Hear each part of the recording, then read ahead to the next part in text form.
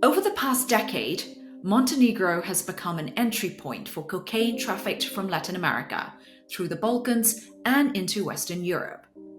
Corruption within law enforcement, the sway of political influence, and a culture of impunity, alongside the country's advantageous positioning on the Adriatic Sea and its long coastline, have made it a key hub in the Western Balkans for the flow of cocaine. But Montenegrin criminal groups are not just operating within the country. They are reportedly responsible for the financing, transportation, and distribution of large amounts of cocaine, ultimately controlling the end-to-end supply. Gangs from the Western Balkans are operating within Latin America, increasing their profits by removing the need for a middleman. And Montenegrin sailors have been implicated in a number of large sieges, including a shipment of almost 20 tons of cocaine in Philadelphia in July 2019. One of the largest sieges of cocaine in the US history, and probably only the tip of the iceberg. But with such a lucrative trade comes violence. Since 2014, several dozen Montenegrins and Serbians have been killed in a bloody feud between two criminal groups from the small Adriatic town of Kotor. The Škaljari clan and the Kavač Clan. What began as an internal dispute over a shipment of cocaine has mushroomed into a war that involves most of the major figures of the underworld in Montenegro and Serbia. According to the Global Organized Crime Index, Montenegro ranks 5th in terms of criminality out of 44 countries in Europe, with the cocaine trade being its most prevalent criminal market at a score of 7 out of 10. I am joined by Marko Vesovic, a prominent Montenegrin journalist and editor of the web portal of the Radio Television of Montenegro. Marko has reported extensively on the drug trade in the country. Marko, what does the supply chain look like from Latin America to Western Europe? And how much influence do these Montenegrin groups have over the end-to-end supply? Organized crime, and especially cocaine trafficking, is a very important phenomenon in Montenegro.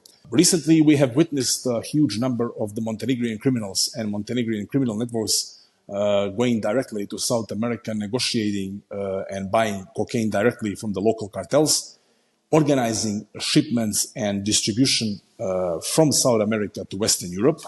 Most affected countries by these criminal activities are usually Spain, Netherlands, France, United Kingdom, to some extent Italy. We've seen shipments of cocaine sent directly by Montenegrin cartels to Italy as well, but they also use sometimes, to a lesser extent, Balkan ports, and then via land routes using Balkans they are able to reach Central and Western Europe. Most affected ports are usually Valencia, Rotterdam, Antwerp in Belgium, Hamburg in Germany as well. We've seen major seizures of cocaine by Montenegrin cartels, even in German ports. We are able to see direct links and contacts between Montenegrin cartels and, for example, Clan del Golfo, which is very worrying.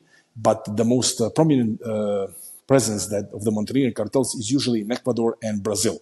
Throughout this chain, it's only Montenegrin cartels, very often. So Montenegrins buy cocaine directly, they use Montenegrin sailors and Montenegrin crews, and the buyers in Western Europe are also Montenegrins, and then the cocaine is then further sold to the black market. So I think that having in mind such a small size of this country, we are facing here with an unbelievable phenomena of sailors and cocaine traffickers being very important on the global scale. Thanks so much for that, Marko. I have a question. Yeah. One of the things you talked about, how the fact that, these gangs sort of control the end-to-end supply chain. And I think one of the consequences is that there have been a series of sort of targeted hits between gangs in Montenegro and the Western Balkans, right? Can you tell us what is the situation like in the country under these circumstances? In Montenegro, even though this war between rival gangs have erupted 8 or 9 years ago, it was very, very peaceful in the last few years. No targeted killings or no serious assassinations have taken place in the last few years, until recently when one member of the local criminal cartel was assassinated in Montenegro, which kind of bring back the memories on the years before 2020, when the war was really erupting in this country. We've seen instances of this gang violence happening in, for example, Greece, Turkey, Austria, Serbia, Bosnia and Herzegovina. So this is basically a transnational mafia war, maybe even the bloodiest one that is taking place in Europe nowadays. In Montenegro, if you're an ordinary person, if you mind your own business, it's not very likely that you will be affected with this gang violence, but it can happen. Unfortunately, even though law enforcement agencies all over the world are trying really hard to put down those Montenegrin gangs, it's not working, and the results are missing, and we still have a huge number of those criminals at large, and that makes them very dangerous for the citizens of Montenegro, but also for the all Western Balkan countries, even wider, because, as I mentioned, there were cases of serious violence linked to the Montenegrin cartels, even in the EU countries. Now, if we're talking about gang violence, we definitely have to mention this small Montenegrin town of Kotor, which I also mentioned in the introduction. Now, I understand that it is infamous for this rivalry between, two gangs, the Kavač and the Škaljari clans. Can you explain to us how and when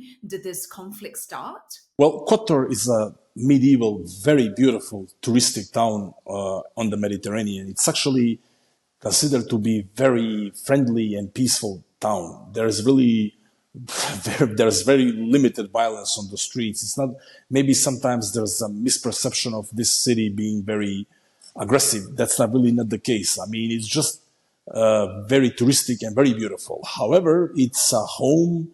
It's true. It's a home for a number of criminal groups, including those who are now very infamous all over the world.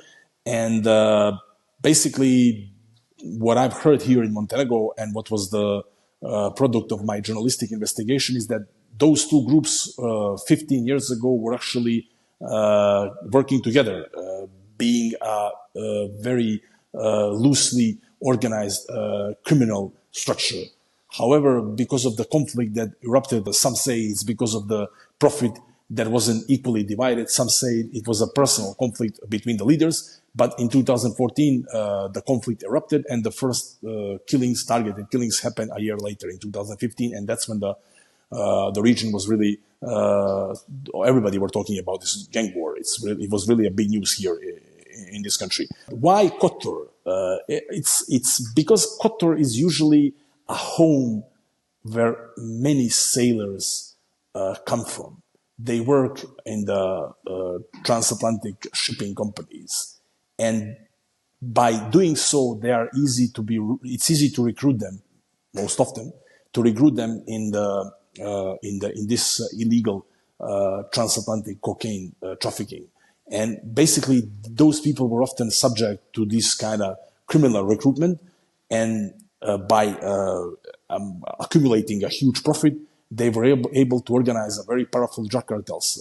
Members of those two criminal groups, they don't usually come from the city of Kotor, or they don't come alone just from the city of Kotor. They are also residents of other Montenegrin cities. But the reason why Kotor is fundamental is because it was origin of those two criminal groups, and also some of the leaders are born there and they were raised in this city of Kotor. So now we can say that those are transnational organized criminal networks that are active on not just in Europe, but in Latin America and also in North America, as we've seen, and other countries in the world as well. What's the relationship between these criminal groups and the authorities in Montenegro, and do these relationships enable the cocaine trade? Well, before 2020, with the historical elections and historical political transition here, I would say that the local authorities with the police and security apparatus was heavily involved in this cocaine trafficking.